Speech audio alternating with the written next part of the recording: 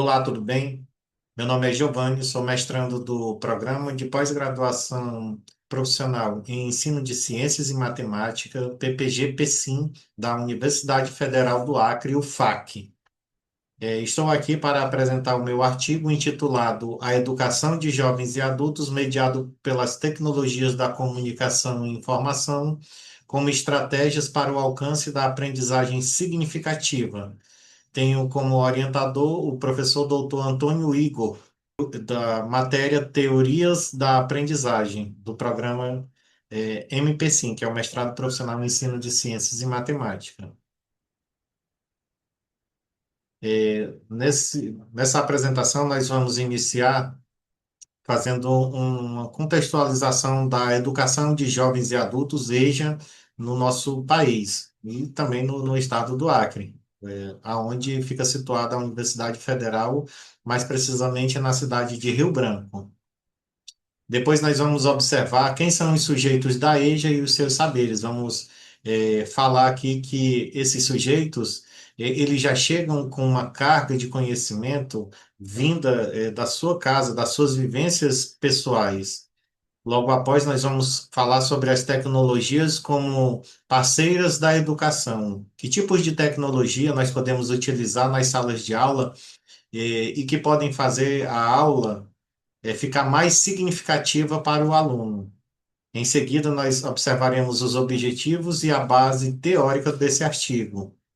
Depois, nós vamos analisar a produção de vídeo como uma estratégia para a aprendizagem de alunos na matéria de matemática. Logo após, nós observaremos o papel do professor como o mediador do conhecimento. E para finalizar, nós faremos nossas considerações finais e o encerramento. Vamos lá. Mas quem são os sujeitos da EJA? Segundo Fonseca, 2012, o sujeito da EJA é um sujeito de escolarização básica e incompleta ou jamais iniciada, e que recorre aos bancos escolares na idade adulta ou na juventude. Essa pessoa, por algum motivo, ela deixou de estudar, e por isso a EJA ela tem esse perfil de ser uma educação reparadora, reparar o tempo que esse aluno perdeu estando fora da escola e agora, nesse momento, ele está novamente se encontrando com a educação, com o mundo escolarizado e quer terminar seus estudos por algum motivo. Muitos deles têm alguns motivos muito simples, né, como simplesmente aprender a ler para ler uma Bíblia ou tirar uma carteira de habilitação. Outros ainda procuram sim ascender socialmente, ganhar uma promoção dentro da esfera trabalhista, ali onde trabalha, ascender na carreira, e muitos outros até ainda sonham com a educação superior, em se formar e assim conseguir vencer na vida através do estudo. Há também aqueles que, por razões de repetência ou desistência do ensino regular, retomam aos bancos escolares com a intenção de também ampliar a sua escolarização. São aqueles alunos que ficam retidos ou reprovados no ensino regular. Isso, segundo Souza, 2012, na página 13, ele afirma que esses alunos eles também estão migrando para a educação de jovens e adultos. E aí a gente pode observar que a educação de jovens e adultos ela está tendo uma mistura de jovens, adultos, idosos, como também com pessoas de aproximadamente ali 16 anos para cima, que ficaram retidos no ensino regular e querem compensar a distorção da idade série, né? Avançando no estudo para corrigir o tempo em que ficou retido ou se evadiu da escola, e aí procura as turmas da educação de jovens e adultos. Para a cortada 2014, a retomada dos estudos que os estudantes buscam é muito mais do que recuperar o tempo de escolarização perdido, mas é também uma busca por exercer um papel emancipador e libertador. Ou seja, o aluno busca a educação como meio de ascender socialmente, de ser participante desta sociedade escolarizada e também de conseguir melhores condições de vida e de trabalho. Como as tecnologias elas são parceiras, né, da educação? Primeiramente, As aulas em qualquer componente curricular, seja ele português, matemática, história, qualquer um desses, precisa ser dinâmica, formativa e significativa para que o aluno ele possa se engajar na matéria, no estudo e ver que tudo que se aprende dentro da escola, de fato, nós utilizamos na nossa vida cotidiana. Então, se o aluno não perceber essa relação do que se ensina dentro da sala de aula com o que é a vida dele cotidianamente, no dia a dia, no seu dia a dia, ele não tem sentido isso para ele, não é significativo para ele. Então, é aí onde a tecnologia entra, mostrando que o que se aprende dentro da sala de aula também é significativo com o uso de tecnologias. Em segundo lugar, deve-se entender que as tecnologias digitais são diversos dispositivos, não apenas computadores, tablets e celulares, mas também pode ser até mesmo uma simples calculadora que serve ali para ele fazer ali a prova real das suas contas matemáticas. Então, tecnologia é tudo isso. E em terceiro lugar, o Plano de Educação Nacional, ele ratifica que a abordagem em sala de aula o material ele precisa ser apropriado, preparado e planejado para os sujeitos da EJA. Não adianta simplesmente você pegar um conteúdo ou um material que se usa no ensino regular e achar que dará certo aplicando na educação de jovens e adultos, porque o sujeito da EJA já é um sujeito com mais idade, que já tem mais experiência, que a sua vivência já lhe ensinou muito. Então, ele não chega despido à escola de conhecimento, ele já traz uma carga de conhecimento, e aí ele precisa que o professor use estratégias e meios tecnológicos para que aquela aprendizagem que ele já tenha seja ampliada e que ele veja sentido naquilo, que ele use aquilo no seu dia a dia. E quais são os objetivos e as bases teóricas? O presente artigo ele tem por objetivo refletir como a prática pedagógica no ensino da matemática na EJA pode ser reconfigurada. Aqui nós abordamos mais para a linha da matemática, pois eu sou professor da EJA na matéria de matemática, então por isso que o artigo foi mais escrito nessa linha da matemática, mas ele também pode ser usado em qualquer outra disciplina.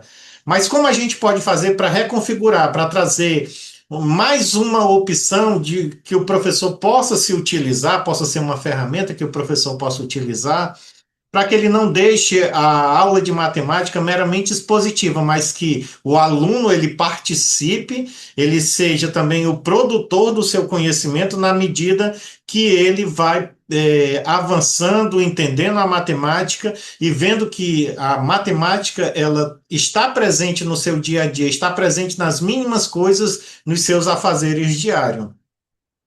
Borba 99 e Bob Villarreal 2005 apontam o construto dos seres humanos com mídias, que é o ser humano vivendo com o apoio, né, das tecnologias da informação, que a gente conhece como TICs. Né?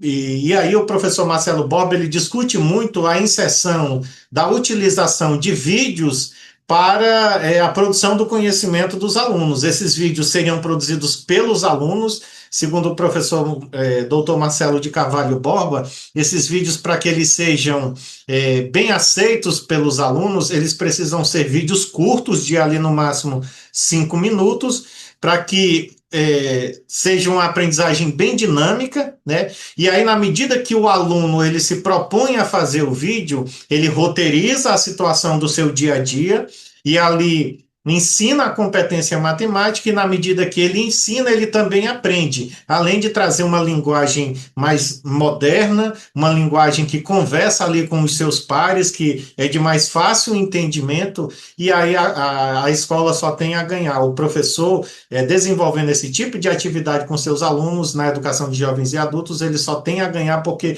ele ganha o engajamento dos alunos na disciplina de matemática, que por muitos é tido como uma disciplina desinteressante ou sem muita utilidade na sua vida prática.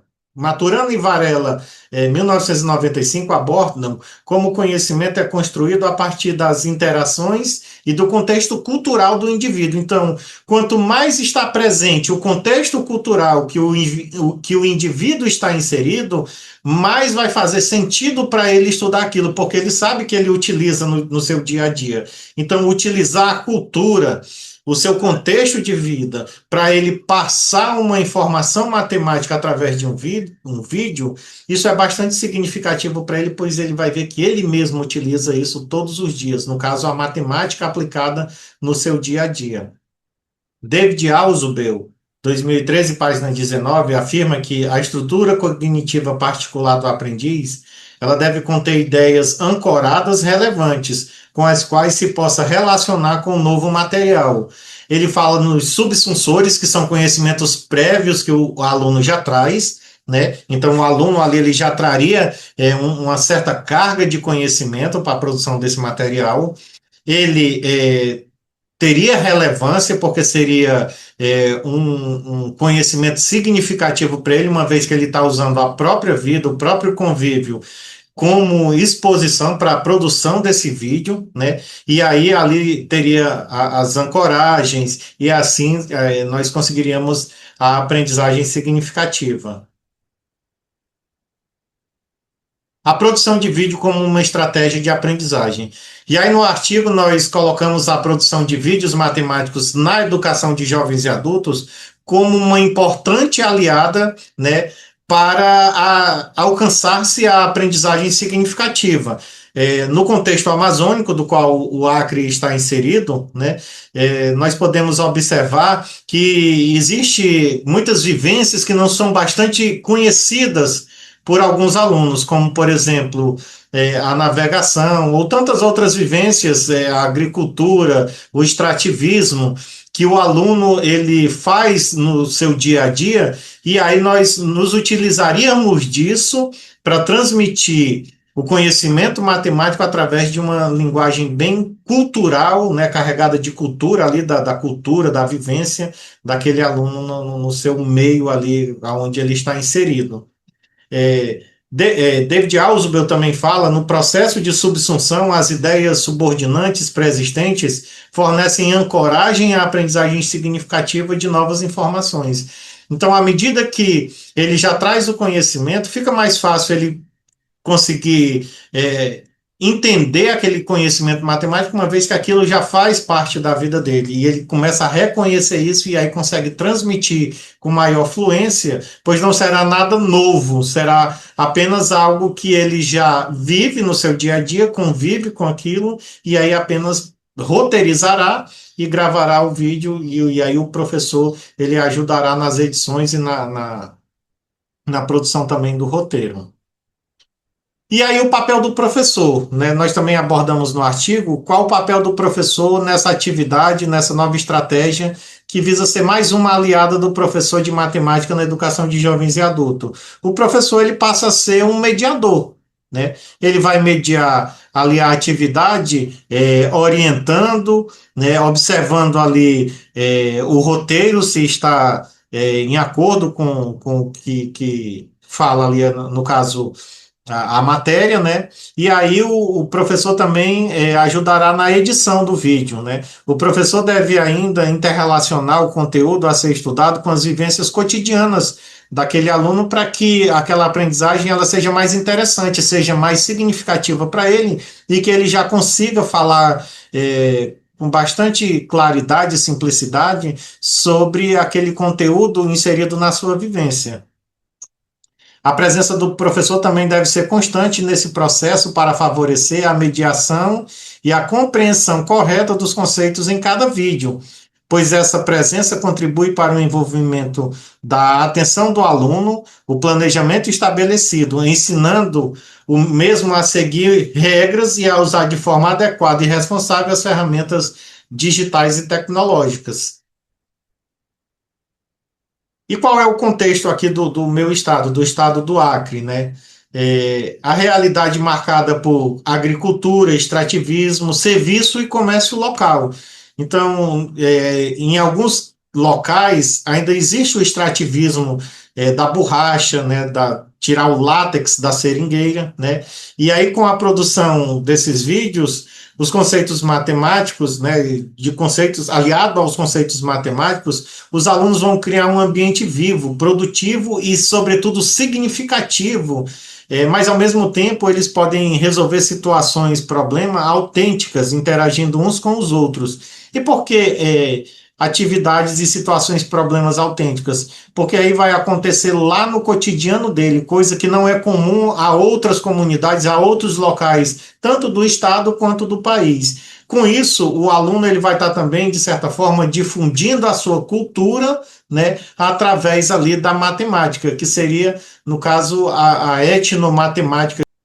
Ele pode trabalhar diversos conteúdos, né? Aqui nós colocamos algum, como por exemplo, na imagem nós podemos ver aqui o desenho de uma seringueira, do corte, da extração do látex de uma seringueira, né? E com essa imagem, com esse tipo de abordagem, nós podemos trabalhar as linhas paralelas ou as retas, né, paralelas ali na matemática. E assim, tantas outras. Como também nós podemos, num cálculo de porcentagem, é, gravar um vídeo sobre a venda de produtos na feira e quantos por cento de lucro ele está tirando. Então, tudo isso são vivências cotidianas que tornam a aprendizagem significativa, né? E aí já é do convívio diário dos alunos ali. Também eu trouxe aqui um exemplo de atividade que é uma receita de baixaria. Para quem não é do Acre, a baixaria ela é uma comida típica daqui, um prato típico que aborda ali basicamente tem o pão de milho, né, a carne moída, ovos e algumas frutas, algumas verduras, né? E aí o aluno pode gravar um vídeo sobre uma receita de baixaria ali, como fazendo uma baixaria, e com isso ele pode trabalhar porcentagem, pode trabalhar frações, conceitos como meio, um terço, um quarto, e assim sucessivamente. E aí ele, de fato, ele aplica a matemática no seu dia a dia e no dia a dia de muitos que irão assistir esses vídeos e que irão aprender ali aquela disciplina, aquela determinada disciplina, através de uma maneira bem lúdica e interativa, né? Tornando assim a aprendizagem bem moderna e significativa para eles. E aí nós concluímos no nosso artigo que a aprendizagem significativa, através da produção de vídeos pelos alunos nas salas de aula para ensinar conteúdos de matemática, ela valoriza os saberes do educando, né? Ela aproxima a matemática da realidade do aluno, pois mostra que a matemática ela está presente em cada momento ali da vida do cotidiano desse aluno, e ela também contribui para práticas pedagógicas significativas, onde o aluno ele passa a se interessar mais por essas aulas à medida que esses vídeos curtos vão fazer mais significado na vida dele do que aulas que demoram horas e horas e aí o aluno ele perde o interesse. Nós podemos citar como, por exemplo, na nossa vida cotidiana de todos nós, quando nós não sabemos fazer alguma coisa lá nas nossas casas, no nosso trabalho, a gente recorre aos vídeos mais curtos lá do YouTube, do Facebook, do TikTok, e aí rapidamente ali a gente vê aquele videozinho, você assiste um vídeo ali de 3, 4, 5 minutos, aprende aquilo ali, pronto, já desliga e vai fazer, já executar ali. Então, o objetivo desses vídeos, né, é tornar essa aprendizagem significativa, mas, sobretudo, sem perder ali o conteúdo mesmo, a competência matemática. Essa foi nossa apresentação e nós estamos à disposição para quaisquer esclarecimentos. Muito obrigado.